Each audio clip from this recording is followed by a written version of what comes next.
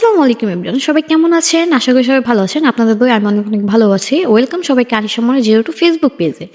তো 31শে December happy new year. কি করলাম, কি রান্না করলাম তা নিয়ে থাকছে আজকের ব্লগ। আশা করি সবাই দেখবেন। তো ফার্স্ট আমি 3 থেকে 4 ঘন্টার মতো ম্যারিনেট করে ফ্রিজে রেখে দিয়েছিলাম। তো চিকেনগুলো বের করে এই তো আমি এখন ভেজে নিয়েছি। ভেজে নেওয়া হয়ে গেলে এখন আমি একটু উল্টিয়ে দিব। উল্টিয়ে দেখে এখন ওই পিঠটা আর কি ভালো করে হইতে হবে, কারণ এখানে যেহেতু আমি পানির ব্যবহার করব না, এই কারণে হচ্ছে ঢেকে আমি একদম লো আঁচে রেখে দিয়েছিলাম। তো এটা আস্তে আস্তে হচ্ছিল, তাই তো দেখেন প্রায় হয়ে গিয়েছে। এখন এগুলা সবগুলো এখন হচ্ছে আমি তুলে নেব। তো এক এক করে এখন আমি তুলে নিচ্ছি। তো যে মশলাটা ছিল ওইটার ভিতরে মশলা আর একটু বাকি ছিল, ওইটা দিয়ে আমি ভালো করে এটা ভেজে নিয়েছি। ভেজে নেওয়া হয়ে গেলে এখন আমি বাটিতে তুলে নিয়েছি। তো এখানে হচ্ছে আমি আগের থেকেই 10 মিনিট আগে থেকেই ড্র করে রেখেছিলাম তন্দুর রুটির। তো এই তো দেখেন, যেহেতু আমাদের কয়লা বা শিকের কোনো ব্যবস্থা ছিল না, এই কারণে চুলাতেই আমরা সব কিছু তৈরি করতেছি।